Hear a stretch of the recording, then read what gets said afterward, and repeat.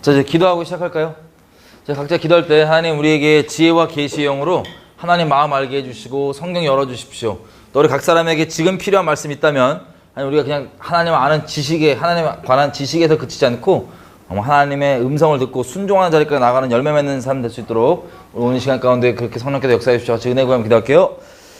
하나님, 저희 오늘 나누는 시간 가운데 아버지께서 아버지 어떠한 분이신지 더 깊게 지혜와 계시의 영으로 열어주십시오. 하나님에 관한 지식을 알고 그치는 것이 아니라 각 사람의 심령 가운데 아버지께서 필요한 아버지의 음성을 허락하여 주셔서 우리가 그것을 듣고 순종하는 자리까지 나와서 열매 맺는 그런 우리 될 수 있도록 아버지께서 그렇게 역사해 주십시오. 성령께서 계속해서 그 외에도 성경 그 자체를 우리에게 깊게 열어주시고 심령 가운데 새겨주시고 터잡고 뿌리내리게 도와주셔서 우리가 이 세상 가운데 다른 어떠한 소리에도 흔들리지 아니하고 아버지 따라갈 수 있도록 도와주십시오. 우리 마음에서부터 지식에서부터 완전하게 새롭게 함을 입기 원하오니 모든 이론을 사로잡아서 그리스도께 복종케 하며 나가기 원합니다. 우리 한 가지 더 기도할게요. 바울이 얘기한 것처럼 모든 이론을 사로잡아서 그리스도 앞에 복종케 한다는 그 말씀이 우리가 지식에서부터 마음에서부터 세상에서도 들어왔던 수많은 이야기들이 있습니다. 우리가 알고 있는 물리 어떤 법칙부터 시작해서 우리 경험 여러 가지들이 하나님의 말씀을 접할 때 우리도 모르게 속으로 에이 저거는 하면서 거부할 수 있는 그런 생각이 들 수 있거든요. 그건 우리가 이미 속고 있는 건데 그것들을 다 제하고 하나님 말씀이 실제인 것을 우리가 붙잡고 있는 그대로 우리가 나가기 원합니다. 모든 이론을 사로잡아서 그리스도 앞에 복종케 합니다. 하나님만이 우리에게 최종 권위를 가져주십시오. 다시 한번 기도할게요. 하나님, 제가 오늘 여러 가지 성경에 나온 이야기들을 나누고 얘기할 텐데 이것이 뭐 신화나 다른 좋은 이야기로 그치거나 뭐 믿기 어려운 그런 이야기로 그치는 것이 아니라 아버지께서 친히 우리 가운데 행하실 일들이 있다는 것을 우리가 알고 그것을 행하시는 하나님이 어떠한 분이신지를 분명히 알 수 있도록 성령께서 열어주십시오. 우리가 다 이론들, 경험들 사로잡아서 그리스도 앞에 복종케 하며 나아갑니다. 아버지 오늘 마음껏 일해 주시고 다시 한번 하나님 어떠한 분이신지 알 수 있도록 허락해 주십시오. 감사합니다. 예수님의 이름으로 기도드렸습니다. 아멘. 자, 우리 성경을 보면 저 여러분들이 살면서 이 여러 가지 이야기들 들어온 것들이 있단 말이에요. 어느 나라 신화, 뭐 어떤 이야기, 뭐 설화 등등. 근데 성경을 보면 가끔씩 특별히 어르신들 중에 보면은 이게 무슨 뭐 신화 중에 하나 정도로 생각하는 분들도 있어요. 그러면서 그 중에 좋은 이야기도 있지 이러고 있으면 완전히 속고 있는 겁니다. 제가 처음 예수님 믿고요. 이제 말씀을 열기가 두렵더라고요. 말씀을 열면 어떤 마음이 드냐면 다시는 못 돌아올 것 같은 거예요. 처음 예수님 믿고 말씀을 열기 시작하면 다시 못 돌아오겠다. 그래서 말씀을 자꾸 보라 그러는데 갈등 엄청 했어요. 볼까 말까. 사놓고 열었다가 다시 닫고. 시편 1편 딱 읽었는데 1편 읽고 바로 닫았어요. 왜냐하면 읽으면서 내 주변에 누구랑 어울리지 말라는 내용들이잖아요. 시편 1편에 딱 보고 너무 많이 떠오르는 거야. 그래서 안 되겠다. 자, 그런데 성경을 열기 시작했습니다. 너무 감사하게 막 꿀같이 막 들어오는 거예요, 말씀들이. 마태복음을 쭉 읽는데 막 너무 꿀같은 거예요. 예수님 어떠한 분이신지 알게 되고. 그래서 어디에서 딱 걸렸냐면 오병이요. 오병이어 이야기가 딱 오는데 제가 버스에서 읽고 있었거든요. 딱 적으면서 이건 아니다. 저도 모르게 딱 얘기가 오병이다 보니까 에이 이건 아니다 이런 생각이 딱 드는 거예요. 그래서 이러고 있다가 이거 뭐지? 저게 진짜야? 이러고 있는데 한 5분 지났을까요? 감사하게 성령께서 저의 교만한 마음을 딱 쳐갖고 주시는 생각이 뭐냐면 이거예요. 하나님이 뭐가 안 되냐? 하나님이 뭐가 안 되냐? 그래서 이렇게 정리가 딱 됐습니다. 근데 감사하게 저에게 이렇게 조명됐던 이 내용이 제가 이제 이스라엘에 처음 전도를 하러 갔었어요. 유대인들을 만났는데 제가 이스라엘에 대한 배경 지식이 아무것도 없이 그냥 어느 나라 가든 전도를 했기 때문에 전도를 하러 갔습니다. 근데 유대인들이 이제 만나고 얘기를 하는데 전도를 하는데 이것들이 까부는 거예요. 그 중에서 이제 얘기하다가 하나님이 초자연적으로 역사하셔갖고 막 이 무리가 다 도망가고 막 소리 지르고 난리가 났었습니다. 근데 그 중에 남아있는 한 어떤 아저씨가 아주 여유롭게 유대인이에요. 저한테 이래요. 갈릴리였거든요. 바다가 보여요. 저 바다 보면서 너 예수가 저 물이 걸었다는 거 믿냐고. 저 오병이의 기적 믿냐고. 예수가 그랬다고 믿냐고 그러는 거예요. 자기 딴에는 황당한 소리 하지 말라는 이런 이제 입장으로 얘기를 한 거예요. 근데 감사하게 뭐 복잡하게 설명할 필요가 없이 하나님이 뭐가 불가능한 게 있냐 그랬더니 너무 놀랍게 이 사람이 충격을 이렇게 받는 거예요. 자기 딸은 당연히 그냥 어쩔 줄 모르고 막 설명하려고 그럴 줄 알았는데 설명 필요 없어. 그냥 저도 그렇게 교만하게 갖고 있다가 하나님께 정리해 주시는 그 생각을 있는 그대로 전했더니 이 사람이 확 놀라면서 자리를 뜨시더라고요. 주로 자리를 떠요. 예수 믿으면 안 되는 그런 분들은 뭐니까. 자, 성경에 보면은 이 오병이어뿐만 아니라 여러 가지 기록들이 기록되어 있는데 우리가 분명히 하고 넘어갈 것은 이것은 신화가 아닙니다. 확실하시죠? 네, 신화가 아닙니다. 저희가 나중에 추후에 고대 종교와 신화에 대해서 잠깐 들여다볼 수도 있어요. 오늘 말고 종교 얘기들을 쭉 전 세계 종교 얘기들 다 할 건데 얘기하면서. 그런데 그것들이 가짜고요. 이게 오리지널입니다. 아멘이죠? 예. 자, 구전으로 뭐 대홍수 이런 것들이 곳곳 가운데 내려옵니다. 왜냐하면 다 온 인류가 겪은 것이기 때문에. 그래서 그런 신화들 중에 채용해 온 게 아니라 이게 오리지널이고 나머지 구전들이 왜곡되어 있는 것들이 있을 수 있는 거예요. 자, 그래서 성경을 볼 때 이것들을 분명하게 인식을 하고 또 혹시 우리가 구약을 보다 보면 구약에서 일어났던 역사들 중에 야, 이건 아니지 않냐 라는 생각이 들 수 있는 것들이 몇 가지 있을 수 있습니다. 여러분 생각에. 예를 들면 발람이랑 같이 가던 나귀가 뭐였어요? 입을 열어서 하지 말라고. 때리지 말라고. 나귀가 말을 하죠. 이 얘기 들으시면 어떤 생각 드세요? 그거는 좀 홍해도 마찬가지고요. 어떻게 보면 제가 예전에 어떤 어르신을 만나서 이제 미디어 강의를 하잖아요. 미디어를 통해서 결국에는 우리에게 들어오는 이 마음에 뭐가 누룩들이 들어오냐면 말씀을 있는 그대로 못 받아들이게 들어오는 게 세상으로부터 우리가 들어왔던 모든 지식과 이야기들과 마귀가 뿌리는 것들이에요. 야금야금. 있는 그대로 못 받아들이게. 그 중에서 미디어 강의가 다 끝나니까 어떤 권사님이 저한테 와서 이렇게 얘기하시는 거예요. 자기는 평생 출애굽기를 보면서 이게 읽기는 읽고 말로는 진리이다 라고 얘기는 했지만 솔직히 마음에 안 받아들여졌대요. 있는 그대로. 뭐 홍해부터 시작해서 전부 다 만나, 외출하기 이런 것들. 그런데 이 미디어 강의를 듣다 보니까 자기가 옛날에 읽었던 소설, 람세스 소설 아세요? 전 안 읽어봤는데 그게 무슨 뭐 모세 쪽 그 시대 때 이야기예요? 그거를 읽으면서 자기 안에 들어왔던 그 내용들이 말씀을 있는 그대로 못 받아들이게 하고 있었다는 걸 오늘 그게 조명이 됐다는 거예요, 성령께서. 자, 이런 식으로 다시 말씀드리지만 우리가 갖고 있는 모든 경험과 들은 이야기들과 세상 뭐에서 만들어진 소설, 컨텐츠 등등 전부 다 말씀이신 하나님을 우리가 있는 그대로 못 받아들이게 만들기 위한 목적으로 마귀가 세팅해 놓은 거예요. 근데 이것들을 우리가 돌파하는 거는 하나하나 따지는 게 아니고 말씀을 있는 그대로 받아들이는 겁니다. 제가 발람 나귀 얘기를 말씀드렸는데 여러분 이걸 보고 에이 할 게 아니고 어떻게 생각하셔야 되냐면 이런 하나님이시구나. 나귀도 입까지 여실 수 있는 하나님이시구나. 이렇게 하나님에 대해 경외함과 이게 놀라움으로 가야 되는데 그게 아니라 에이 이렇게 되시지 않으시기를 다시 한번 제가 부탁드리면서 그게 우리에게 유익입니다. 말씀 있는 그대로 받는 게. 세상에 원래 말씀 그대로 돌아가고 이게 맞는 거예요. 맞는 걸 맞다고 인정하면 우리가 그 안에 잘 터잡고 보통 사람이 이 세상에서 그런 사람도 있잖아요. 이기적이래 갖고 세상에 나 중심으로 돌아간다고. 자, 그거 말고 진짜 말씀에 뿌리 내리면 그렇게 됩니다. 말씀대로 세상에 돌아가기 때문에 내가 말씀 편에 서면 말씀의 입장과 기준으로 세상들을 볼 수 있는 눈들도 열리고 우리 인생들도 마찬가지로. 자, 그래서 말씀을 있는 그대로 우리가 받아들여야 되는데 오늘은 저희가 전체적으로 여러분들 개인적으로 계속 성경을 접하시고 읽으실 때 도움이 될 수 있기 위해서 전체적 개요를 창세기부터 계시록까지 쭉 한번 맥을 연결을 해보겠습니다. 자, 우리가 신학교에서 무슨 뭐 누가 뭐 썼네 그거 안 중요해요. 그 얘기 아예 안 할게요. 필요 없으니까. 그냥 우리가 보면 창세기. 여러분 창세기와 출애굽기, 민수기, 출애굽기, 레위기, 민수기, 신명기는 우리가 잘 아는 대로 모세 오경이라고 그러죠. 모세 5개 책. 자, 결론부터 얘기하면 모세 오경이 전 세계를 돌리는 중심입니다. 유대인들은 그렇게 지금 믿고 있는데 잘 그렇게 고백을 하면서 의미를 잘 모르는 것 같아요. 모세 오경을 기준으로 다 돌아가요. 전 세계가. 인류 역사가 지금까지도. 모세 오경 기준으로.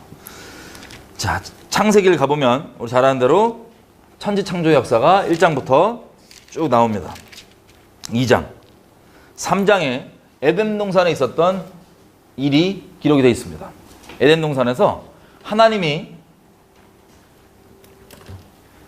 자, 에덴 동산 가운데 뭘 두시죠? 선악과를 둡니다. 선악과. 여러분, 죄인의 입장에서는 저도 그랬고 선악과가 진짜 불만거리예요. 하나님께. 아니 왜 거기 중간에 뒀냐 이거야. 그거 먹고 우리가 뭐 죄인이라며 왜 중간에 뒀냐 이거야. 여러분, 하나님 안에 들어오고 봤더니 어마어마한 은혜고 감사입니다. 여러분 생각해보세요. 그리스도 안에 얼마나 큰 자유가 있냐면 바울이 우리가 그리스도 안에 자유가 너무 크니까 오히려 남을 위해서 절제하라 그래요. 자, 에덴 동산에 죄가 없을 때를 한번 생각해 볼게요. 에덴 동산에 동산 가운데에 나무가 있습니다. 선악과. 이것만 빼고 나머지 과실들은 다 누구 거예요? 다 내 거. 다 마음껏. 여러분 생각해 보세요. 여러분 그게 좋아요, 안 좋아요? 다 내 건데 이것만 안 먹으면 돼. 이게 되게 좋은 거거든요. 자유롭고. 나 거기 제발 넣어줘. 이것만 빼놓고 다 먹어도 되는 좋은 건데 우리가 죄인이니까 이미 마음 자체, 관점 자체가 삐뚤어져 있어요. 그래서 그걸 감사하게 생각 안 하고 왜 가운데 뒀냐 이거야. 굳이 먹을 걸 알면서. 자, 가운데 두신 이유가 있습니다. 하나님이 우리를 만드실 때요, 모든 피조물들은 하나님이 딱 거기 있어 그러면 딱 그렇게 있는 겁니다. 태양이건 지구건 그냥 있으라 그러면 거기 딱 있어갖고 하나님이 정하신 대로 그대로 자전공전하면서 계속 돌아요. 파업도 할 수 있다 없다? 못합니다. 막 태양 돌다가 너무 피곤하니까 5천년 노니까 잠깐 쉬겠다고, 너무 피곤하다고 이러고 잠깐 느슨해져서 궤도를 막 벗어나, 지구에서 멀어졌다. 혹은 뭐 너무 혼자 신나갖고 오버해서 막 빨라져갖고 막 지구랑 가까워졌다 이러면 큰일 나겠죠, 우주에. 근데 그런 일은 벌어지지 않습니다. 왜냐하면 하나님이 완전하신 분이시고 이분의 권능이 시키신 대로, 말씀하신 그대로 우주가 생성되고 그대로 돌아가는 겁니다. 하나님 뜻을 따라서. 자, 우리가 살고 있는 지구도 마찬가지예요. 그죠? 이렇게 막 돌아가는데 우리가 거기 살고 있습니다.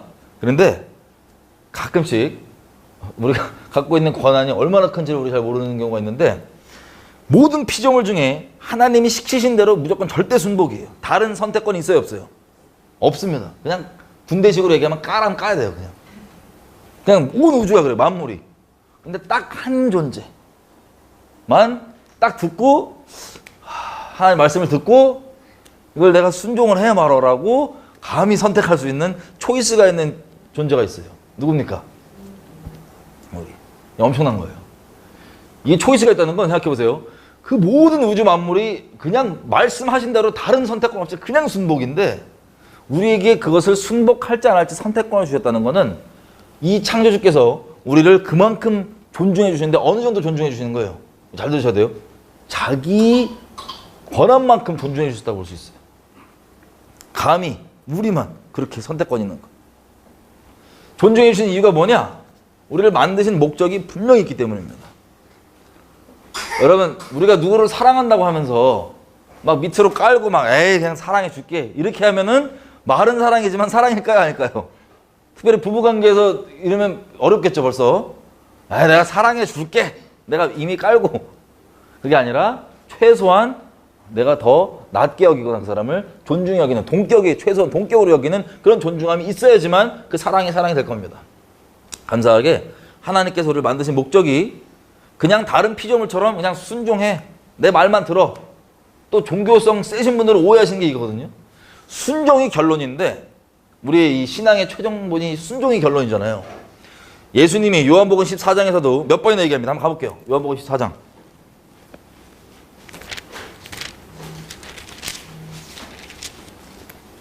요한복음 14장 가시면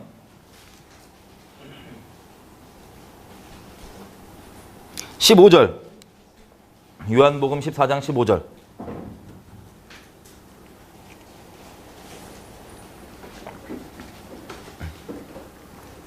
요한복음 14장 15절. 다 피셨나요? 예. 너희가 나를 사랑하면 나의 계명을 지키리라. 자, 예수님께서 딱 분명하게 얘기해 주십니다. 너희가 예수님을 사랑하면 뭘 지킨대요? 예수님이 명하시는 바, 시키시는 바를 지킨다는 거예요.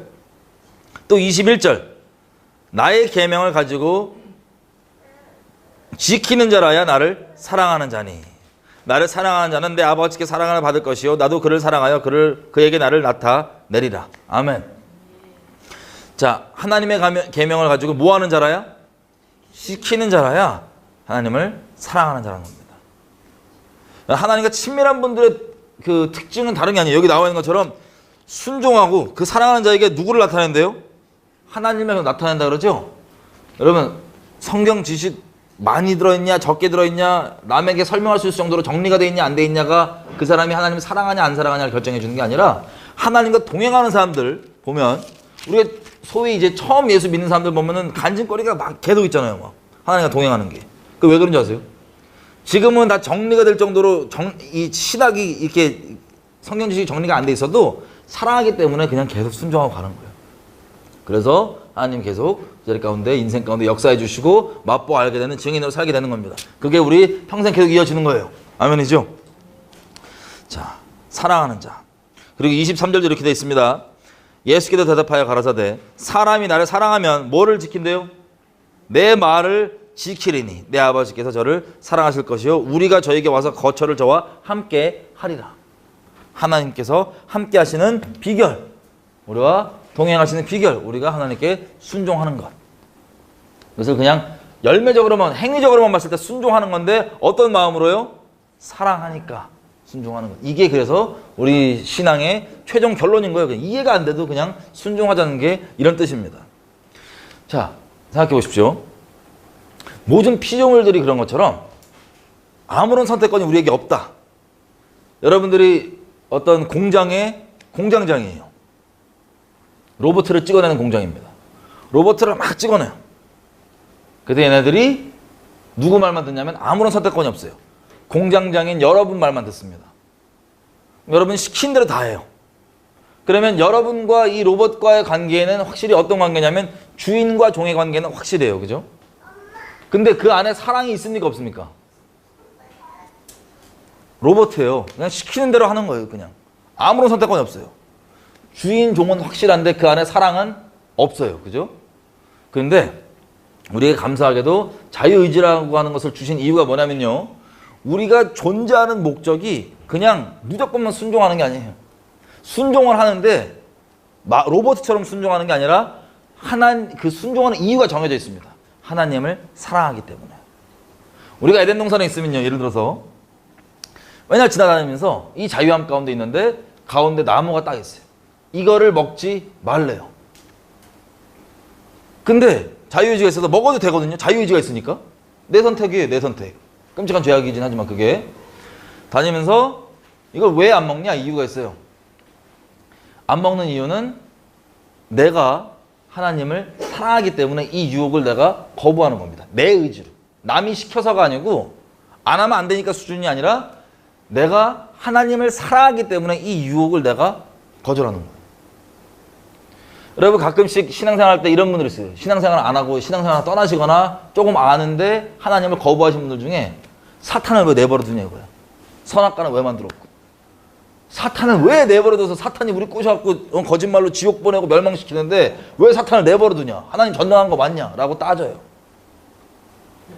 그런 얘기 들어보신 적 있죠? 여러분 하나님의 능력상 사탄 정리할 수 있어요 없어요? 이건 상대가 안 되는 거예요. 그냥 피조물인데. 근데 왜 내버려두냐? 정한 때까지 내버려둡니다. 정한 때까지. 마치 선악과 같은 거예요. 우리 인생 가운데 우리가 살면 그냥 하나님만 우리에게 역사하시는 게 아니라 마귀도 장난을 걸어요 안 걸어요? 겁니다. 우리가 기본적으로 마귀에게 쉽게 끌리는 죄성도 있고 마귀도 우리에게 장난을 겁니다. 하나님이 그걸 내버려 두세요. 왜 내버려 두냐? 우리 평생이 하나님을 순종하는 건데 우리는 만들어진 존재 목적 자체가 감사하게 이 우주를 창조하신 이분과 서로 사랑하려고 만들어졌어요. 5살 뒀는데 이게 진짜예요. 저 여러분들이 연배가 많으시던 아니면 저 애기들이건 상관없이 우리가 왜 태어났냐? 왜 존재하냐? 이 전능하신 하나님께 우리가 사랑받을 자격이 없는데 거저 주신 사랑을 그냥 받고 누리고 이 사랑을 하고 이 사랑을 나누고 이분을 동일하게 우리가 사랑받을 만큼 사랑해 주려고 그래서 우리가 만들어졌습니다. 그게 우리 존재 이유예요. 막 종교적으로 막 당신은 사랑받기, 아니 진짜예요. 진짜 사랑받고 사랑하려고 태어난 겁니다. 여러분 이것만 우리가 진짜라고 받아들여도 이게 너무나 중요할 거예요. 아니 어떻게 이 온 우주를 만드신 그분이 나를 적당히 쓰다가 잠깐 남은 사랑 내들어 주는 게 아니라 나를 다 알고도 자기에게 가장 소중한 아들을 완전 저 피떡이 되게 내버려져 갖고 나에게 끝까지 알아들을 때까지 찾아오셔서 말씀해 주시는 그 어마어마한 사랑 있죠. 그 사랑을 서로 마음과 마음으로 영원토록 하려고 만든 게 저와 여러분이에요. 와, 감격스러운. 그래서 만드신 거예요, 우리를. 그래서 우리 인생 가운데는 자, 사랑이 있으려면 로버트처럼 무조건 다른 선택권이 없으면 그리고 순종만 하면 물론 주종 관계는 확실한데 그 안에 사랑은 없겠죠. 여러 가지 유혹들도 있고 여러 가지 다른 소리들도 들리지만 수많은 다른 소리들 중에 내 존재가 내 양심을 속이지 않고 내가 반응하면 아는 그 진리, 하나님, 사탄 말고 유혹 말고 죄성 말고 하나님께만, 다른 이유 때문이 아니라 내가 하나님을 사랑하기 때문에 내가 선택을 하는 겁니다. 내 의지로. 하나님, 내가 이것을 하는 이유는 내게 이것을 하게 되므로 이걸 순종하면 이런 걸 잃게 되고 저런 일도 벌어질 수 있을 것 같지만 내게는 하나님 당신이 이것보다도 훨씬 더 소중한 분이십니다. 이런 식으로 우리 인생 살면서 계속해서 선택을 해가는 겁니다. 선택의 연속입니다. 인생은. 그 선택이 뭐냐? 하나님을 사랑해서 하는 순종의 선택들. 이렇게 마음을 감찰하신 하나님 앞에 마음으로 내 인생 가운데 하나님께 사랑을 고백하면서 한 걸음 한 걸음 쭉 살아가는 이 영원한 인생이 영생이에요. 감사하게. 그래서 선악과를 내버렸던 거예요. 그러니까 이 사탄을 왜 내버려두냐, 이게 따질 게 아니고 너무 감사한 겁니다. 오히려 이 관점이 우리가 죄악 가운데 거해서 하나님을 오해하고 바라볼 때랑 하나님 안에 거해서 이것들을 바라볼 때는 관점이 아예 달라집니다. 똑같은 거에 대해서. 너무 감사하지 않나요? 여러분 이제 사탄의 그 세상 말로 겐세이라 그럴게요. 견제. 사탄의 그 방해들이 무조건 물론 싫은데 왜 하나님 이걸 내버려 두시니까 원망이 드세요? 아니면 우리 감사한 마음이 드세요? 그거를 돌파하고 이길 수 있는 모든 길을 다 열어놓으셨어요. 감당할 수 있는 시험만 주십니다. 아멘. 너무 감사한 거예요. 그게 에덴 동산에서 하나님께서 그 나무를 가운데 두신 이유입니다. 자, 이게 창세기 초반이에요. 자, 3장에서 그런데 이거를 기어이 사탄 말에 아멘을 해가지고 아멘을 해서 하나님께 제가 말씀드렸죠. 말씀에 대해서 에이 설마, 이게 모든 시작이에요. 말씀에 대한 최종 권위. 에이 설마 진짜 죽겠냐 라고 하는 것. 이게 우리 인생 가운데 계속 벌어집니다. 정말 진리가 우리를 거룩해 한다고 얘기하는데 하나님 앞에 거룩하게 주님을 따라갈 수 있는 사람은 마음을 상태를 보면 알 수 있어요. 말씀에 토가 안 달리는. 근데 세상부터 들어왔던 이런 게 있을 수 있지만 이것들을 내가 기꺼이 그냥 제끼고 말씀을 최종 권위로 삼는. 자, 이거를 마귀의 꼬임대로 에이 설마 하고 하나님 말보다 마귀에게 아멘 했더니 이미 이게 들어오죠. 들어와서 선악과를 먹고 하나님 앞에 하지 말라는 것을 합니다. 여러분 나중에 좀 더 보겠지만 이 나무 이름이 뭐예요? 선악과입니다. 선악을 알게 하는 과일. 자, 이것 때문에 우리가 뭐 원죄가 있다 뭐 이런 얘기를 하는데 여러분 선악과가 뭘 의미하냐면요, 이런 거예요. 이걸 딱 먹었을 때 이 과일의 과즙이 갑자기 쫙 들어와서 우리는 뭐 죄성 100% 이렇게 된 게 아니고 말씀을 어겼기 때문입니다. 온 우주 피조물이 이 말씀대로 돌아가잖아요. 그죠? 말씀을 우리가 순종하면 거기에 따른 복이 어마어마한 복이 있습니다. 하나님께서 우리 만복의 근원이신 하나님께서 우리와 함께 해주시는 것. 그리고 우리가 순종한다는 건 하나님께 뭐라고 고백하냐면 하나님, 내가 다른 선택권이 있고 다른 이런 유혹들이 있지만 그것들 말고 내가 하나님을 사랑하기 때문에 순종하기로 결정합니다라고 하는 하나님께 대한 사랑 고백이 담겨 있고요. 순종에는. 그리고 하나님의 권위를 분명하게 내 인생 가운데 내 주님은 하나님이시다라고 고백하는 게 담겨 있고 여러 가지 고백과 함께 축복들이 담겨 있는 게 바로 이 순종입니다. 누가 왔어요? 하지만 중간은 없어요. 하나님 화끈하셔서 중간이 없어요. 순종 안 하고 불순종했다. 이게 죄예요. 불순종했다. 그럼 불순종한다는 건 여기에 단순히 아유 난 하기 싫은데 마음에 안 드는데 그런 차원을 얘기하는 게 아닙니다. 불순종이라는 행동에는 어떤 고백이 담겨 있냐 영적으로 하나님 말고 사탄에게 이렇게 고백하는 거예요. 사탄 내가 당신을 사랑합니다. 당신이 내 주님이십니다. 여러분들이 인정 안 해도 이게 우리 행위에 담겨 있는 영적인 고백입니다. 자, 사탄이 말하는 거에 아멘 했잖아요. 사탄의 말이 나를 움직인 거예요. 그 말을 듣고 내가 신뢰하고 이렇게 해서 선악과를 먹었더니 보십시오. 이 죄란 건 근본이 왜 계속 제가 말씀에 대해서 권위를 계속 말씀드리냐면 이게 종교적으로 그렇게 인식하라는 게 아니라 이 본질적인 원인이 있기 때문에 영적인 원인. 선악을 유일하게 기준 삼을 수 있는 건 우리가 온 우주에 하나님이 절대 선이에요, 아니에요? 하나님만 절대 선하십니다. 선하신 분은 한 분, 하나님이십니다. 아멘이죠? 이분이 유일하게 절대 선하신 분이에요. 그래서 이분이 살아있는 말씀이기 때문에 성경에 관한 지식이 아니라 그냥 굳어있는 지식이 아니라 살아있는 여호와 입에서 나온 말씀이라고 할 수 있는 이 말씀, 살아있는 말씀이 곧 하나님이시기 때문에 이 상황 가운데서 하나님이 주시는 말씀이 가장 선합니다. 그래서 이것은 하나님과 살아있는 관계에 있는 사람들만 계속해서 바울이 그러죠. 우리 고린도서 읽었던 것처럼 가볼게요. 고린도전서 2장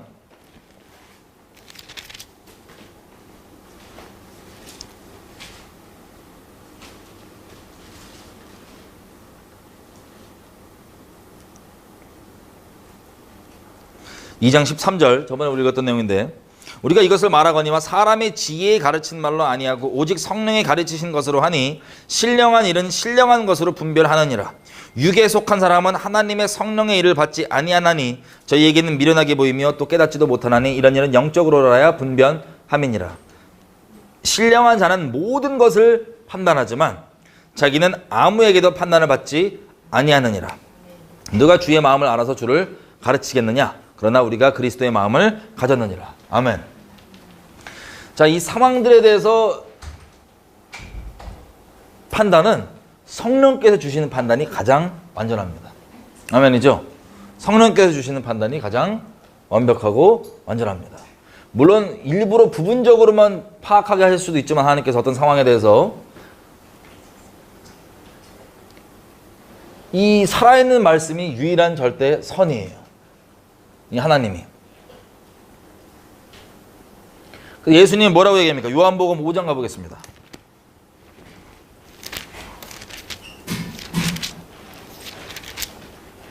(30절)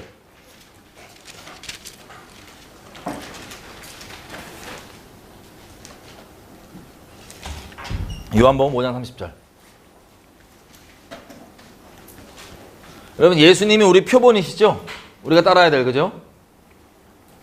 주 예수를 본받으라고 그랬으니까 우리가 예수님 하신 일을 그대로 따라하면 되는데 요한복음 5장 30절에 보면 이렇게 되어 있습니다. 예수님 하신 말씀이에요. 내가 아무것도 스스로 할 수가 없다. 듣는 대로 판단한다. 듣는 대로 심판한다. 듣는 대로 심판하노니 나는 나의 원대로 하려 하지 않고 나를 보내신 이의 원대로 하려는 거로 내 심판은 의로우니라. 이 심판이 판단이라는 뜻이에요. 예수님께서 어떤 것들에 대해서 판단할 때 어떻게 판단하신다고요? 자기 느끼는 바대로 자기 생각대로 경험대로 아유 내가 그거 알아 이렇게 판단하시는 게 아니라 하나님과 살아있는 관계가 있으니까 하나님과 함께 하시니까 하나님께서 알려주시고 말씀해 주시는 대로 그걸 판단하는 거예요. 상황을. 이해되시죠? 이게 가장 선한 겁니다. 이게 어떤 겸손함이냐면 선악의 판단 기준을 내 느낌과 내 감정과 다른 것들 두지 않고 하나님께 두고 있는 거예요. 말씀에 두고 있는 거예요. 근데 선악과라고 하는 건 왜 선악과냐? 이게 왜 죄냐? 유일한 선악의 기준이신 하나님이 재판장 자리에 딱 앉아서 판결하시는 것도 우리가 받고 그대로 그 판결을 따르고 그렇게 인식을 해야 되는데 그게 아니에요. 선악과를 먹었다. 죄악의 본질이다. 본질이 뭐냐? 하나님이 아니라 내가 선악의 판단자로 재판장 자리에 앉아 있는 겁니다. 내가 선악의 판단자예요. 내 느낌, 내 경험, 내 생각, 내 의견, 이게 하나님보다 더 높이 있는 겁니다. 그러니까 하나님의 말씀까지도 내가 판단하고 있는 거예요. 에이, 이건 좀 아니지 않냐. 에이, 저건 좀. 여러분, 이게 나중에 더 보겠지만 더 확장되면 어떻게까지 되냐? 이 선악을 판단하는 기준으로 누구까지 재판하냐면 하나님까지 재판해요. 그래서 야, 이런 하나님이면 나 안 믿어 라고 하는 지옥 자식들의 이 발언들 들어보였을 거예요. 자기가 재판장 자리에 딱 앉아서 하나님은 악하다고 판결을 내려버리는 거예요. 그냥 이런 하나님 안 믿겠다고. 무서운 교만이죠. 이게 죄성의 본질입니다. 하나님의 판단 가운데 순복되어 있는 게 아니라 내가 선악을 재판하는 하나님까지도. 이게 죄성의 본질. 이게 선악과를 먹어서 나오기 시작하는 것입니다. 시작은 말씀에 대한 권위가 도전받고 깨지는 것. 그럼 여러분, 신학교나 이런 데서 당연히 뭐를 처음에 건들겠어요? 말씀 건드는 거예요. 말씀의 권위. 그래서 신학교 가니까 이것들이 무슨 미쳐갖고 뭐라고 하냐면 이 말씀은 하나님이 쓴 게 아니야. 하나님 준 게 아니야. 사람이 짜집게 한 거야. 이런 미친 소리도 벼락 맞으려고 하잖아요. 자, 여러분, 믿음 좋은 애들이 신학교 가면 대부분 신학교에서 처음 씨름하는 게 첫날에 그런 거예요. 첫날에 딱 이거 하나님 말씀 같냐? 이렇게. 자, 이게 깨지면요, 거룩이 깨지게 돼 있어요. 오직 말씀만이 우리를, 진리만이 우리를 거룩히 한다고 하는데 이게 깨지면 거룩이 깨지는 거예요. 자, 그래서 창세기 다시 넘어가서 지금 창세기 3장입니다.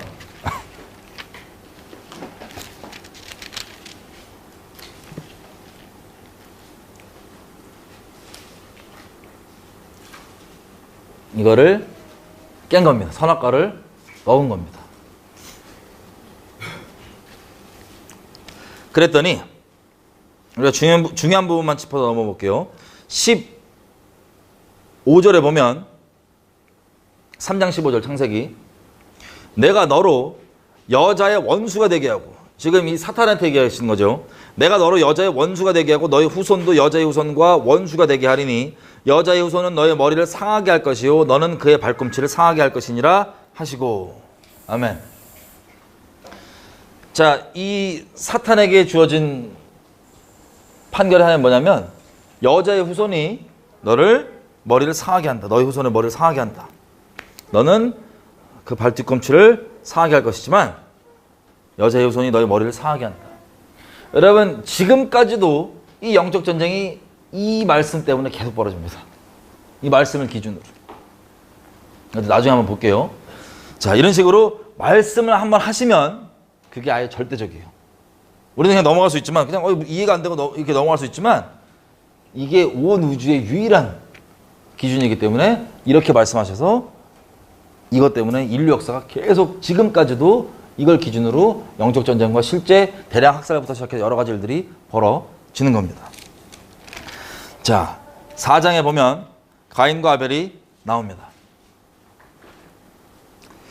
가인과 아벨이 아시는 대로 가인은 뭐 했죠? 가인은 농사를 지어서 농사 짓는 거 쉬워요, 어려워요? 어렵죠? 어려워요. 농사를 열심히 지어서 소산을 다 준비하고 자기가 얼마나 공을 들였겠어요, 그죠? 공을 들여서 하나님께 바쳤는데 하나님 받았습니까, 안 받았습니까? 이거에 기분 안 나빠하실 분. 내가 그냥 요즘 시대로 따지면, 이때는 날씨가 어떻게 돌아가는지 모르겠지만 한 1년은 걸리잖아요, 그죠, 보통? 열심히 이걸 해갖고 하나님께 딱 바쳤는데 거절해. 그것도 창피하게 내 동생 거는 받아주고 내 거는 그 열심을 들였는데, 그 땀과 노력을 들였는데 안 받아주고. 동생이 아벨이 준 건 뭐였어요? 양입니다. 여러분, 창세기에 보면 범죄한 이후에 아담과 하와가 벗은 것을 보고 제가 깜짝 놀라요. 그래가지고 무화과 나무 잎을 가지고 옷을 만듭니다. 여러분, 죄성에 표현되는 첫 시작. 패션. 패션. 우리가 안 나와야 되는데. 자,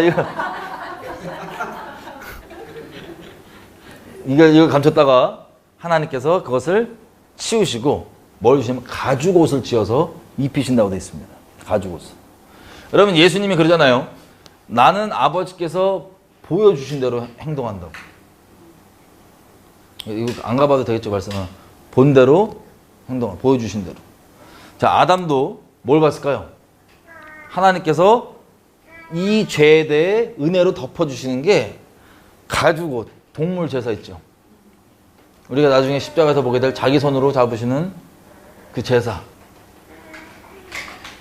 이 가죽을 입혀주시는 거예요. 그래서 이 집안은 이 제사를 본대로 제사를 드리는 집안입니다. 하나님 앞에 의로운 길로 가려는 집안. 자, 그래서 하나님께서 보여주신 방법대로 가르쳐주시고 알려주시고 정해주신 방법대로 했던 게 아벨이에요. 인간적으로 그건 더 힘드냐 안 힘드냐, 이거는 물론 농사 짓는 게 더 힘들어서 수고했다고 얘기할 수 있지만, 그렇다고 해서 그게 무조건 하나님께 연락이 되고 하나님께 받아들여지냐, 그건 교만입니다. 그게 바로 종교예요. 이게 바로 종교입니다. 내 힘으로 내가 하나님께 나가는 길을 만들고 내 노력으로 나가겠다고 하는 것. 나에게 달려있는 거예요, 하나님께 나가는 길. 이게 바로 종교의 시작입니다. 여러분, 죄성의 본질은 선악을 분별하는 이것에 있다 제가 말씀드렸고, 재판하는 것. 이게 나오게 되는 행동이 뭐냐면 종교예요. 종교. 종교성을 나중에 다루겠지만, 종교성은 죄성의 가장 깊은 본질 중에 하나입니다. 자, 어쨌든 가인이 자기 동생은 하나님께 정하신 방법대로 그렇게 주니까 저렇게 쉬운 거 누가 못하라고 인간적으로 얘기할 수 있는 거예요. 하지만 자기는 거절받고 이렇게 돼서 이 거절감을 어떻게 합니까? 자기 친동생을 잡아서 죽입니다. 여러분, 이게 주님 오실 때까지 계속 이어지거든요. 이것 또한. 가장 두드러지게 우리가 기록으로 볼 수 있는 건 뭐냐면, 서기관과 바리새인들이 예수님을 잡아 죽일 때 이 똑같은 마음을 잡아 죽인 거예요. 니고데모가 밤에 몰래 찾아오죠. 요한복음 3장에 보면. 그때 이 랍비들의 솔직한 마음을 얘기하는 겁니다. 뭐라고 얘기하냐면, 하나님께서 함께 하시지 않으면 그런 표적과 기적이 안 나온다. 우리도 안다. 비결이 뭡니까? 나눠달라 이거예요. 자기들도 다 랍비들인데 비결이 뭐냐고. 어떻게 한 거냐고. 이게 니고데모야 정직하게 나와서 얘기한 거지만, 나머지 랍비들은 같은 마음인데 시기와 질투가 더 커서 그냥 제껴버리고 죽여버리기로 결정한 거였어요. 이게 가인이 아벨을 죽였던 똑같은 마음입니다. 주님 오실 때까지도 이게 계속 동일하게 반복이 됩니다. 어쨌든 이 일을 저질러서 가인이 정처 없이 떠돌게 되죠. 여러분, 여기에 보면 이런 질문도 제가 받은 적이 있어요. 분명히 가인이 이제 떠돌아 다닐 때 가인이 이래요. 다른 사람이 자기를 죽일까 봐 두려워서 나 어떻게 좀 해달라고. 그때 하나님이 인을 쳐주셔갖고 얘를 지켜주시고 보호해 주시죠, 가인을. 자, 그러면 4장 15절이에요. 네, 4장 15절.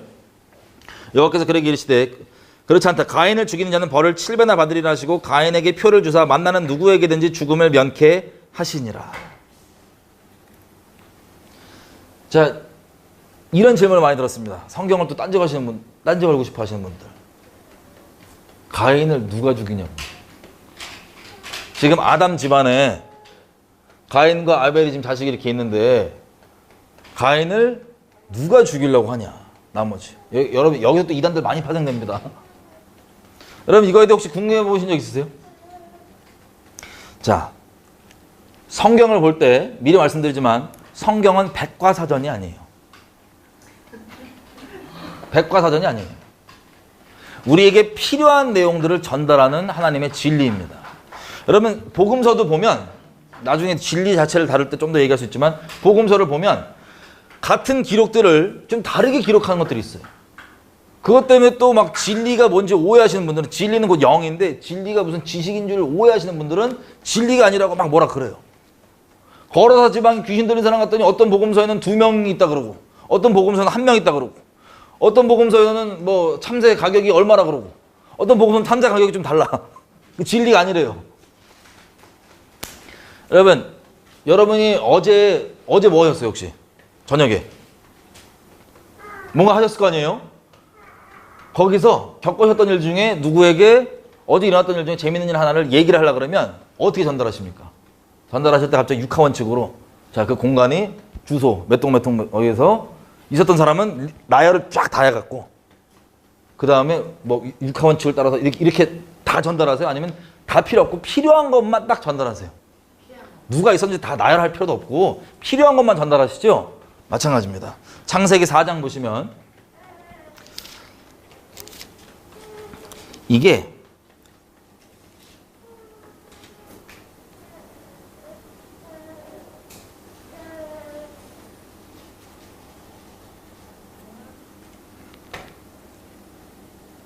사장 1절에 아담이 그 아내 하와와 동침하며 하와가 잉태하여 가인을 낳고 이르되 내가 여호와로 말미암아 등남하였다 하니라.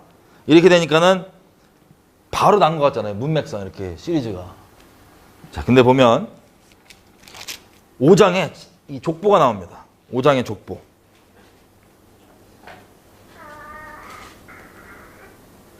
(5장의) 족보 3절부터 보면 이렇게 돼 있어요. 아담이 130세에 자기 모양 곧 자기 형상과 같은 아들을 낳아 이름을 셋이라 하였고 아담이 셋을 낳은 후 800년을 지내며 자녀들을 낳았으며 라고 되어 있습니다.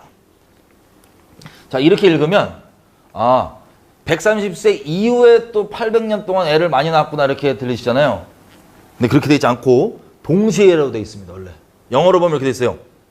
킹제임스는 이렇게 보면 4절에 After he begat Seth, the days of Adam were 800 years. 그러니까 셋을 낳은 이후에 아담의 수명이 800년이고 아담이 총 930년 동안 사는 동안에 자녀들을 많이 낳았으며 라고 되어 있습니다.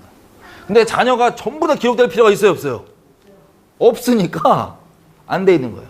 그러면 이 가인과 아벨은 꼭 첫째애다 아니다? 아닌 거예요. 첫째들이.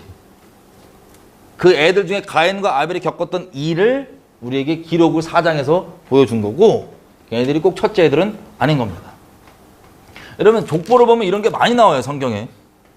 기록이 안 돼 있는 이름들이 많이 있습니다. 근데 많이 자식들을 낳았지만 자, 어쨌든 중요한 건 이 가인과 아벨 통하여서 큰 맥으로 문명이 갈라지는 거예요. 가인 쪽을 통하여서 되는 건 우리가 소위 알고 있는 세상 문명 있죠. 쭉쭉쭉쭉 발전을 해서 어느 지경까지 가냐면 여러분 해 아래 새로운 것이 없다 그러죠. 솔로몬이. 우리가 지금 보면서 야 말세다 큰일이다 이거 보이시죠? 이거 다 예전에 있었던 일들이에요. 오히려 약합니다. 어떤 부분은. 요즘에 애들 듣는 노래들 있잖아요. 한 가지 참고 예로 애들 듣는 노래들 힙합이라고 그러거든요. 장르를.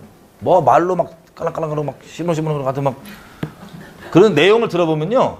이거 끔찍해 내용이. 돈 찬양. 막 돈이 짱이고 돈이 최고 돈에게 영업한 얘기를 그냥 대놓고 막 해요 이제.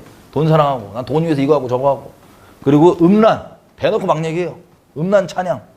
그리고 다 죽어마땅한 자신, 죄인. 자기가 한따까리 한다. 자기는 좀 자기는 자아 숭배예요. 결론적으로. 나는 좀 한따까리 한다 이거야. 나한테 개기지 말라고 이런 거예요. 나한테 건들면 니네 죽어 뭐 이런 거. 자, 이런 내용들이 전 세계를 지금 강타하고 있는 힙합이라고 하는 장르의 음악입니다. 전 세계 어느 나라 언어든 이게 지금 다 대유행이 휘트해요. 요즘 게 아닙니다. 23절에 보시면 4장. 자, 그 세상 문화 있죠? 세상 문화에 있는 라멕이 아내들에게 이르되 아다와 실라여 아내가 둘이요 내 소리를 들으라. 라멕의 아내들이여 내 말을 들으라. 나의 창상을 인하여 내가 사람을 죽였고 나의 상함을 인하여 소년을 죽였도다. 가인을 위하여는 벌이 7배일진데 라멕을 위하여는 벌이 77배이로다. 그러니까 이게 노래거든요.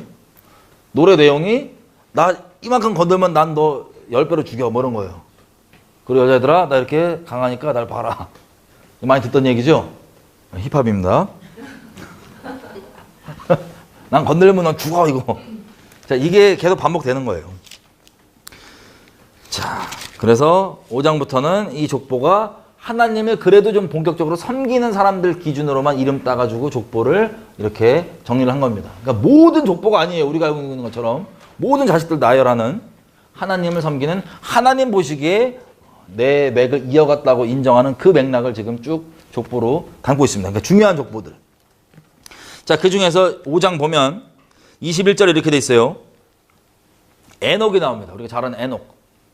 에녹은 65세에 무드셀라를 낳고 무드셀라를 낳은 후에 300년을 하나님과 동행하며 자녀를 낳았으며 그가 365세를 향수하였더라. 에녹이 하나님과 동행하더니 하나님이 그를 데려가심으로 세상에 있지 아니하였더라. 자, 에녹이 자기 자식 무드셀라를 몇 살에 낳는다고요? 65세에 낳습니다. 여러분, 에녹도요, 무드셀라가 첫째인지 아닌지는 몰라요. 왜냐면 22절에 보니까 무드셀라를 낳은 후 300년을 하나님과 동행하며 자녀를 낳았으며 마찬가지로 300년을 동행했지만 자녀들을 사는 동안에 계속 낳았던 거예요. 365년까지 이 땅에 있었었는데 무드셀라가. 자, 그래서 23절 그가 365세를 향수하였더라. 에녹이 하나님과 동행하더니 하나님이 그를 데려가심으로 세상에 있지 아니하였더라. 자, 65세 때 무드셀라를 낳고 300년을 동행하다가 하나님이 세상에서 데려갔대요. 그 흔히 얘기하면 이제 휴거 됐다는 거죠. 휴거. 안 죽고 하나님께서 데려가셨다는 거예요. 여러분, 무드셀라라는 자녀가요, 성경에 나오는 기록된 사람 중에 가장 오래 사는 사람입니다. 969세. 969. 제일 오래 삽니다. 왜냐하면 무드셀라는요, 자, 유다서 한번 가보겠습니다. 유다서.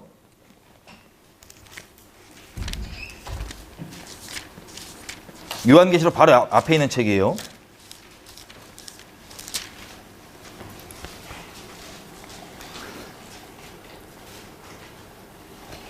유다서 14절.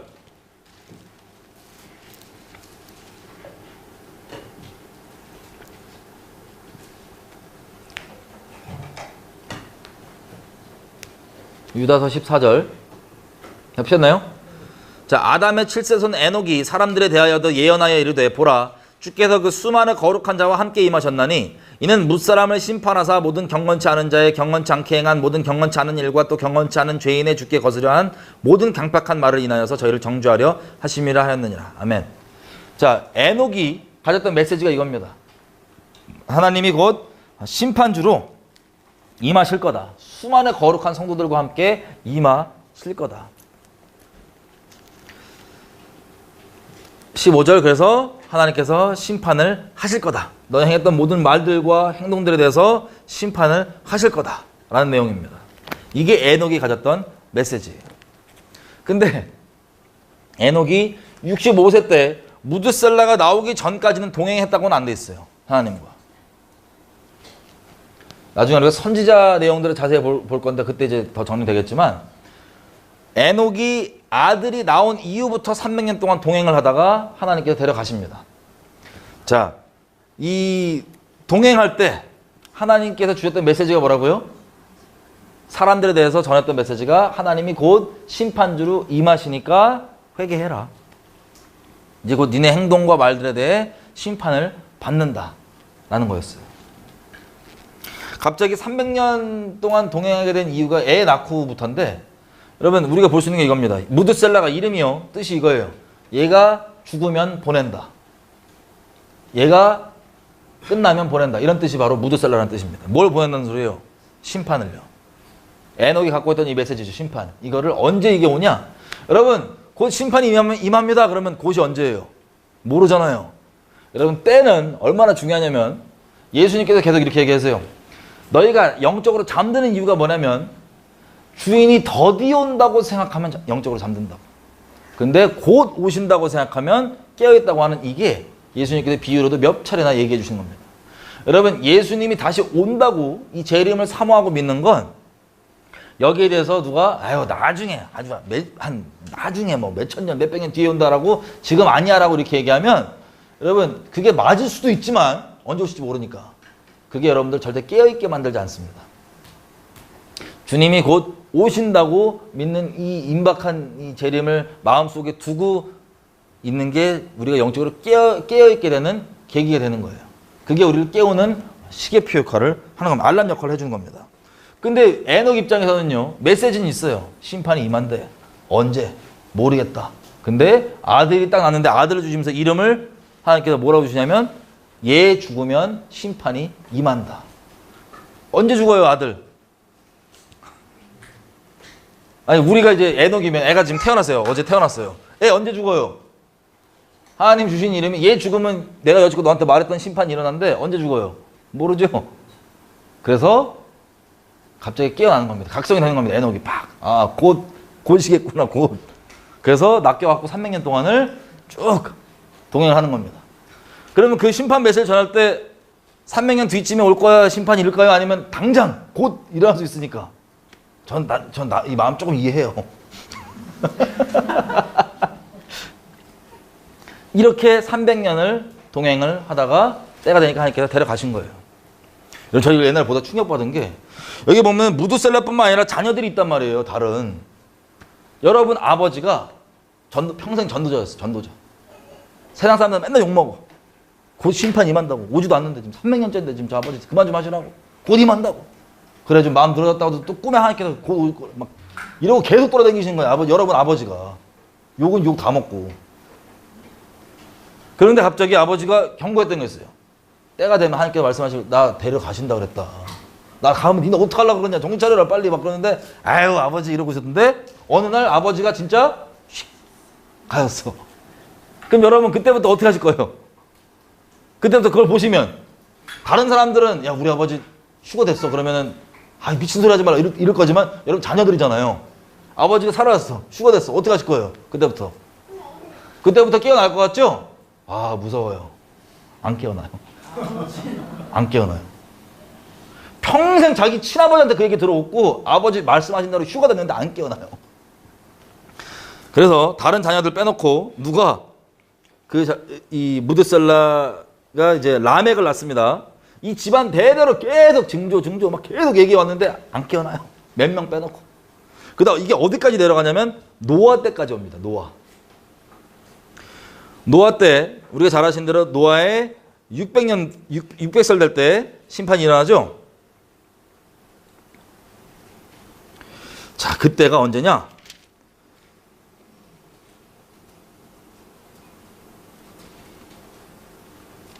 그때가 무드셀라가 죽은 때입니다.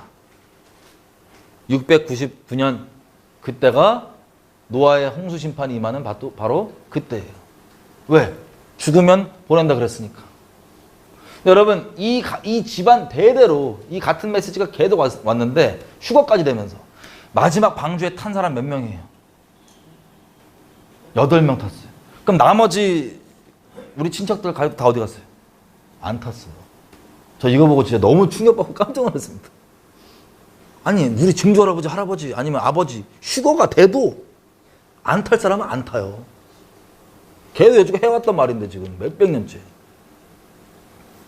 여러분이 마지막 때도 이 슬프게도 동일한 일이 벌어질까요? 안 벌어질까요? 제발 안 벌어져야 되는데 벌어질 겁니다. 벌어질 겁니다. 그래서 6장에 보면 하나님이 심판하실 때 마음에 나와요.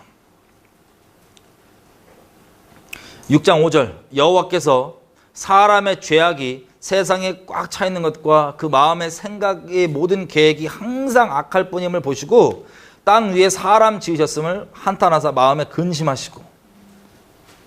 그러니까 너무 이제 슬픈 거예요. 이렇게 같이 사랑하려고 만들었는데 죄 쪽으로만 계속 이 선택권을 우리의 자유의지를 우리가 지옥 가는 선택을 해도 하나님께서 존중해 주시는 게 전 제일 무섭습니다. 영원토록 하나님과 사랑하는 존재로 지음받아서 이것이 이 완성되는 게 이 어마어마한 대가들이 있는 거예요. 이걸 보고 너무 슬프신 거예요. 하나님께서. 거룩하신 하나님께서 이 꽉 차 있는 죄 이것을 쓸어버리십니다. 여러분 이거 혹시 얘기를 하면 원주민들 있죠. 원주민 해 아래 새 것이 없다고 제가 말씀드렸잖아요. 원주민들 부족들 보면은 저거 몸에 뭐 막 새겨요 안 새겨요? 얼굴부터 잔뜩 새기고 막 피어싱이라고 하죠. 막 뚫고 막 이거 막 하잖아요. 그래갖고 막 승질내고 막 아내도 막 여러 명 있기도 하고 막 아무나 막 아내기도 하고 막 그러잖아요. 부족들. 지금 존재에 있는 몇 개 드러난 것들만 이게 봐도. 여러분 저는 예전에 그것을 봤을 때 아우 미개하다 이렇게 생각했어요. 어우 미개하다. 근데 하나님께서 충격적인 사실을 알려준 게 있습니다. 그게 뭐냐? 여러분 아포칼립토라고 하는 멜 깁슨이 만든 영화가 있어요. 멜 깁슨이 예수님 믿고 패션 오브 크라이스트라는 영화 만들고 그 다음에 만든 게 아포칼립토입니다. 아포칼립토 영화가 이 내용이 어떤 내용이냐면 초현실주의예요. 그러니까 실제 있었던 그 역사적 사실을 최대한 있는 그대로 영화로 담으려고 하는 거예요. 그 남미에 아즈텍이 있고 뭐 잉카 제국 있고 옛날에 그 남미 있잖아요. 얘들 그 문화 기록들만 봐도 무시무시합니다, 진짜. 사람 인신제사 그냥 심장 돌아갖고 막 주고 스포츠를 사람 죽이는 스포츠 하면서 아주 끔찍한 일들이 어디서 막 벌어졌던 데예요. 근데 그 문명이 어떻게 멸망하냐면요. 유럽에서 이 신대륙 발견하려고 사람들이 배 타고 와갖고 여기에서 나오는 유럽 사람들을 물론 죽여서 죽인 차원이 아니라 전염병이 그 뭐라 그러죠? 스몰 폭스라고 하여튼 한국말 모르서 뭐 하여튼 그 전염병 같은 것들이 이들 통해서 나가갖고 대량으로 다 죽었어요. 그 문명이 몰잘라졌어요. 그 잔인하고 흉포였던 그 문명이. 그건 제가 역사적 사실을 그냥 알고 있었거든요. 근데 이제 그건 예전부터 알고 있던 거고 인류의 주관자이신 하나님께서 하나님 되셨다는 걸 안 채로 제가 묵상을 해본 적이 없어요. 이거를. 근데 이제 영화관에 영화를 이제 보러 갔는데 그 아포칼립토라는 영화를 그 멸망당하기 직전 상황을 그대로 담아놓은 영화예요. 무지하게 잔인하고 이거 문신 다 해놓고 이거 난리 났습니다. 그런데 이 영화에서는 주인공이 힘센 도시 같은 부족에 있는 애들이 다 잡아갖고 인신제사로 가족까지 다 끌고 갖고 막 인신제사 드리는 그 과정 중에 주인공이 탈출하는 거예요, 극적으로. 그래갖고 탈출한 걸 이걸 잡으려고 막 서로 죽이고 쫓기고 막 서로 막 놔두고 난리 치면서 막 생존하는 그런 극사실주의 영화인데 마지막 장면이 뭐냐면 도망가는 주인공도 그렇고 따라오던 이 쫓는 애들도 그렇고 해변가를 갔는데 다 이렇게 충격을 받고 멍해요. 왜냐면 유럽 사람들이 배 타고 들어온 장면을 본 거예요, 이 사람들이. 그게 마지막 장면 영화. 들어올 때 십자가를 딱 들고 들어온 걸 보고 제가 이게 영화 끝입니다. 근데 영화 시작 전에 하나님이 이러는 거예요. 영화 잘 보라고. 영화 잘 보라고. 내가 할 말 있다고. 영화를 좀 봤습니다. 근데 그 내용이 워낙 잔인하고 막 그래갖고 미개한 애들 나왔고 막 이러고 있는데 뭘 할 말 있지 그러는데 마지막에 진짜 뒤통수 빵 맞은 느낌이었어요. 내가 곧 다시 온다. 이걸 보면서 창세기 6장까지의 내용이 저한테 확 들어왔어요. 한 방에. 여러분 해 아래 새 것이 없습니다.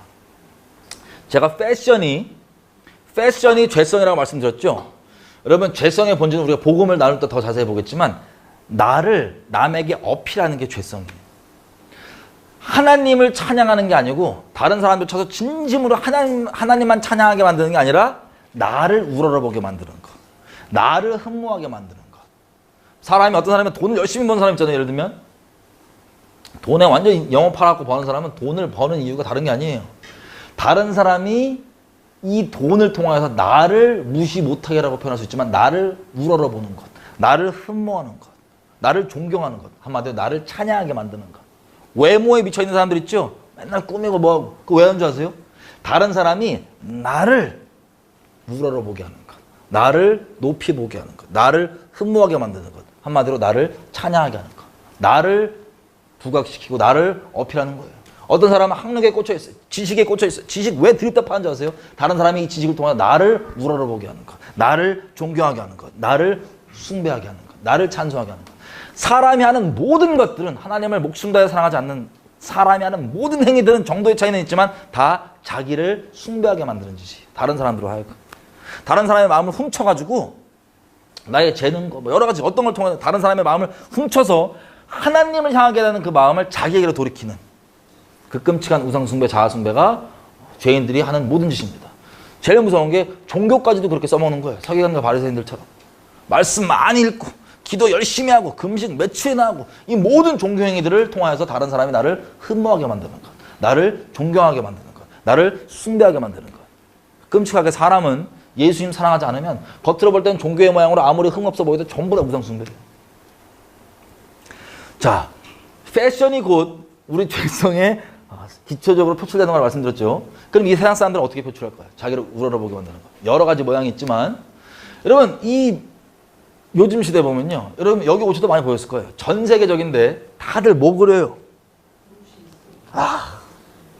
못 넣으면 막 자꾸 그려. 뭐를. 처음에 어떻게 그린지 아세요? 처음부터 잔뜩 그리는 분은 많지 않습니다. 처음은 이만큼.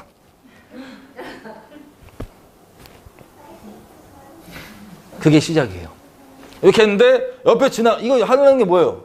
지금 룩겟미 나 좀 이렇게 나 좀 어필하려고 나 좀 부각하려고 했는데 옆에 지나가는 더 세게 했어. 땅 따먹기 점점 확장입니다. 그리고 동시에 또 뭐까지 해요 요즘에? 피어싱. 이것도 왜 하냐면 룩겟미라고 그럴게요. 룩겟미. 자기를 우러러보게 만든 거. 룩겟미 나보라고. 이거를 점점 더 이거 끝까지 가면 어디로 가는 줄 아세요? 부족들이 되는 거. 저는 이 영화 그때 영화를 보면서 하니까 정리해주기 전까지 부족들이 미개한 줄 오해했거든요. 미개한 게 아니고요. 끝까지 간 거예요. 거기까지 가면 하나님이 동일한 분이시기 때문에 우리 나중에 보겠지만 심판하시는 그 기준들이 정해져 있습니다. 하나님께서 어느 문명들과 개인들이 어느 정도까지는 참으시다가 여기 넘어가면 이렇게 심판하세요. 그 남미의 문명도 심판받은 거예요. 가나안 족속도 심판받은 거예요. 암세포처럼 죄성은 우리가 쉽게 받아들이잖아요. 거룩한 건 쉽게 안 받아들여도. 쉽게 얘기하면 집안에서도 공산주의 있죠. 공산주의 사상 가르치는 집안은 자식들 다 공산주의죠. 다 빨갱이 돼요. 근데 예수쟁이 집안은 자식들이 예수쟁이가 많이 돼요.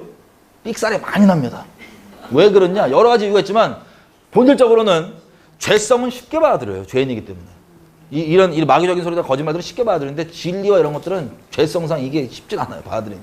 자기의 개인 의지와 이런 것들이 필요합니다. 어쨌든 이 암세포처럼 지역별로 있는 이 끔찍한 문명들이 퍼져나갈까 봐 한계가 차면 하나님께서 기다렸다가 이렇게 치시는 거예요. 그 전까지 물론 다 기회를 계속 주시고. 노아의 때는 어떻게 된 겁니까? 전 지구적이었던 거예요. 우리도 그렇게 가고 있잖아요. 지금 전 지구적으로. 그래서 그 남미 문명도 그렇게 한도가 찼을 때 하나님의 심판으로 돌고 돌았던 거예요. 이렇게. 이것들 딱 보면서 충격받았습니다. 이 세대가 미개하게 손가락질하는 게 아니고 다 저걸 따라가고 저걸 못 닮아서 안달이에요. 지금 젊은 세대가 보고 다. 자기들은 그렇게 인정 안 할 거예요. 근데 그렇게 돌아가는 거예요. 레위기 18장 한번 가보겠습니다.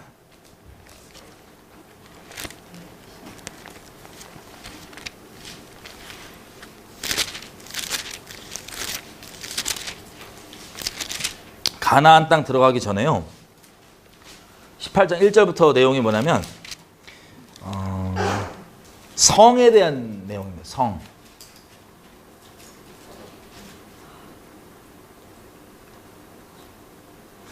여러분 이스라엘 백성이 하나님 아닌 우상을 숭배하는 걸 하나님이 계속 뭐라고 얘기하시냐면 음란히 우상 숭배더래요. 음란히.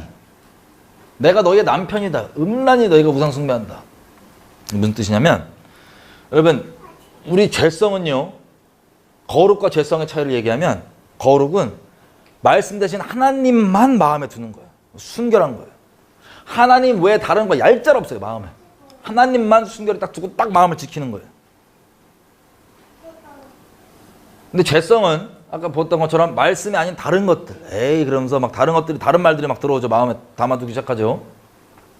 이 우상숭배가 영적으로는 당연히 행동 말고 영적으로 음란한 겁니다. 순결한 하나님, 순결하게 남편 대신 하나님 한 분만 우리 인생 자리에 남편 자리 딱 하나 한 분 대신 하나님만 딱 둬야 되는데 그 자리에 하나님 말고 다른 거를 막 섞어두고 이거저거 잡다하게 두고 하는 그게 우상숭배고 죄된 마음이에요. 그래서 영적으로 하나님 뭐라고 얘기하냐면 음란히 행한다는 거예요. 우상숭배를. 그래서 영적으로 음란하면 당연히 육적으로도 나오는 거예요. 우리 영혼육 합쳐서 하나잖아요. 그래서 육적으로도 나오게 되어 있습니다. 육적으로 음란한 이유는 영적으로 음란해서요. 마음이 하나님께 순결하지 않아서요. 하나님 외에 다른 잡다한 것들을 다 지금 겸하여서 갖고 있어서 그런 거예요. 그래서 18장 1절부터 내용이 성윤례에 대한 것들이 쭉 나옵니다.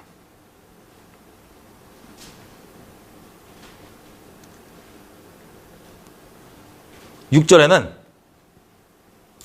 근친상간 하지 말라부터 시작해서 18장 6절부터 어머니, 그러니까 부모 자식 간에 끔찍한 내용인데 들어보세요. 부모 자식 간에, 그리고 계모, 그리고 형제들 사이에, 그리고 손녀, 손자, 그리고 너희 계모가 낳은 가족들, 그러니까 이복 친척들, 고모, 이모, 형제, 아내 등등등 이런 내용들이 쭉 나옵니다. 끔찍한 내용들이. 이 막장, 완전 근친상간이 막장. 그리고 19절, 20절, 19절 월경 중에 관계하는 것, 그리고 20절 간음하는 것, 다른 아내와, 21절 자녀한테 자녀를 우상 제물로 바치는 것, 22절 동성욕, 22절에 보니까 여자 남자 같은 성끼리 그렇게 교합지 말라, 동성욕. 그리고 23절 더 나아가서 짐승과 하는 수간. 자, 이 끔찍한 일들을 나열을 쭉 하십니다. 왜 그러냐면요, 이 일들이 가나안 땅에 지금 벌어진대요, 안 벌어진대요? 벌어지고 있는 중이라는 거예요, 이 일들이. 24절에 보면 너희는 이 모든 일로 스스로 더럽히지 말아라. 내가 너희 앞에서 쫓아내는 이 족속들이 이것 때문에 더러워졌고 그 땅도 더러워졌기 때문에 그 악을 인하여서 벌하고 땅도 그 거민을 스스로 토하여 내느니라. 이게 가나안 족속을 짐승과 애들까지 다 죽여버리라고 명령하셨던 이유입니다. 이게 문화예요. 이게 가나안 문화예요. 여러분, 다시 말씀드립니다. 하나님의 기준은, 심판 기준은 같습니다. 가나안이 아니라 지금 이 창세기 6장 보니까 전 세계를 이렇게 멸하실 때 전 세계의 상태가 굳이 기록 안 돼 있어도 이런 상태였을까요, 아니었을까요? 이런 상태예요. 전 세계 상태 이런 상태였어요. 끔찍한 상태. 그래서 하나님의 심판이 임했던 겁니다. 나중에 심판 자체를 두고 볼 때 좀 더 자세히 볼게요. 여러분, 지금 시대는 이거에 비교하면 어떨까요? 하나님의 심판은 같습니다. 그리고 인류는 우리가 더 뛰어나 보이고 옛날 사람보다 더 지혜로워 보이고 괜찮아 보이죠? 돌고 돌아요. 반복입니다. 이걸 통해서 우리가 하나님을 똑바로 섬기는 법을 우리가 배워야 됩니다. 자, 그래서 어쨌든 하나님께서 그렇게 서로 순결히 영원토록 사랑하려고 만든 인간이 전 인류 몇십억 명 살았는지 모르겠지만 노아의 8식구 빼놓고는 전부 다 어떻게 돼요? 다 심판당합니다. 다 진멸당합니다. 이거 봐, 하나님께 너무 애통해하시고 슬퍼하셨던 거예요. 그래서 노아의 방주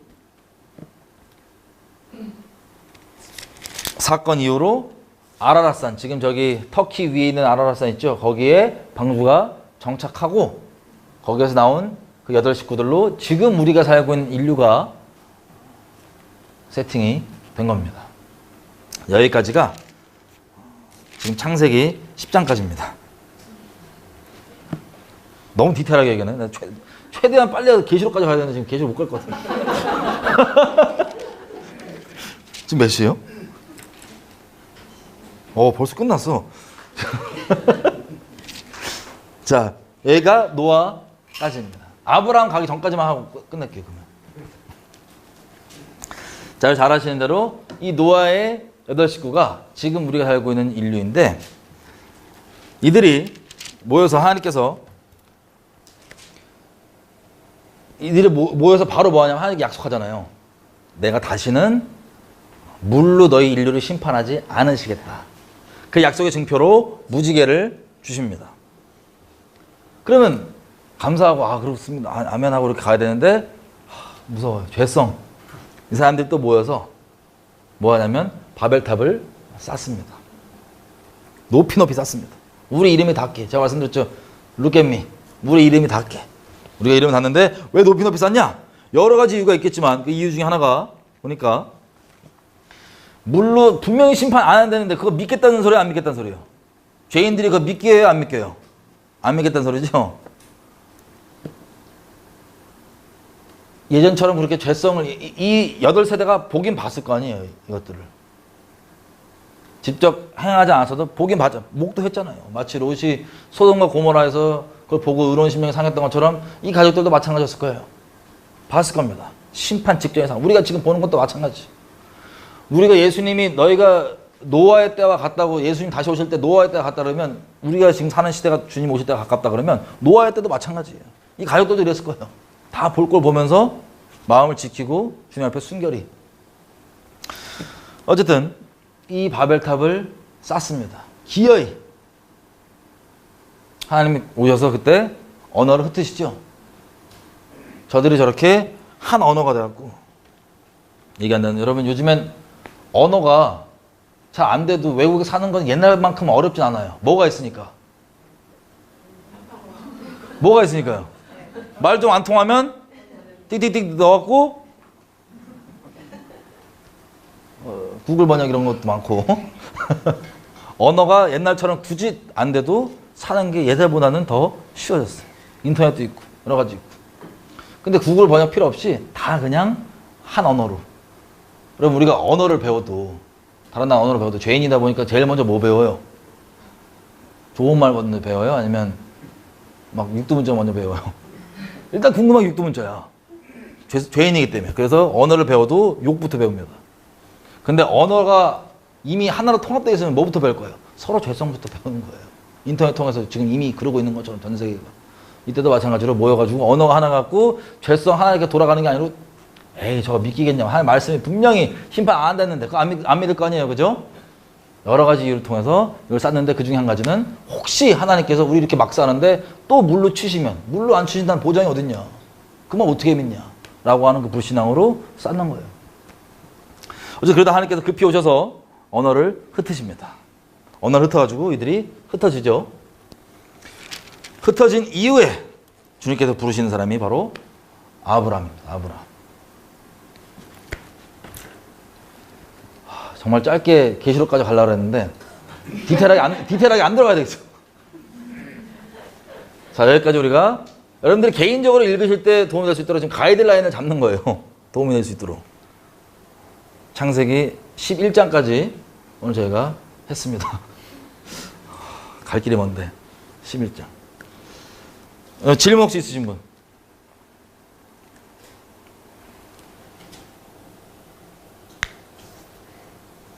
자, 이전 인류가 정리가 됐잖아요. 하나님께서 사랑하려고 만드셨는데 엉망 난리쳐서 우리가 지금 보는 이거보다 더 극을 달해서 이제 심판을 받았던 그 전 인류, 우리가 그 똑같은 방향으로 지금 가고 있는 거예요. 슬프게도. 그때 그럼에도 불구하고 하나님과 동행했던 분들, 노아의 집안, 에녹 집안 보시면서 우리가 어떻게 마음을 잘 가져야 될지 좀 이렇게 생각해 보셨으면 좋겠고, 그리고 하나님께서 우리를 그 사랑하려고 만드셨는데 모든 계획과 생각이 악할 뿐인 걸 보시고 하나님께서 그렇게 가슴 아파하신다는 것 기억하면서, 하나님 나라도 이 세상에 다 그렇게 된다 할지라도 하나님 기쁘게 하시는 그런 사람이 됐으면 좋겠습니다라는 그런 도전이 좀 마음이 좀 생기셨으면 좋겠어요. 그리고 그 심판 직후에 또 하나님께서 인류를 시작해 주셨는데 바로 첫 내딛는 발이 못 믿겠다 이거예요. 하나님. 이 바벨탑을 쌓으면서 니므롯이라는 사람이 나옵니다. 인류 역사에서 반복되죠. 니므롯이라는 사람이 나옵니다. 니므롯이 소위 일반 사람들도 얘기하죠. 적그리스도, 나중에 등장한다고 하는 적그리스도의 예표적인 인물인데, 니므롯을 필두로 전 인류가 다 한 언어로 다 모였던 거예요. 연합으로 따지면 완전한 연합, 흠없는 연합, 전 인류가 이미 연합된 니므롯 아래로. 그랬다가 흩어집니다. 하나님께서 언어를 흩으시고 흩습니다. 그 다음 우리가 이제 다음부터 본격적으로 볼 것이 뭐냐면, 아브라함을 통해서 이스라엘 민족이 나오고 이제 본격적인 하나님이 이렇게 흩어진 민족을 어떻게 구원하시기로 정하시고 하실지에 대해서 보게 될 것 같습니다. 같이 기도 좀 할까요? 우리 기도할 때 하나님 우리가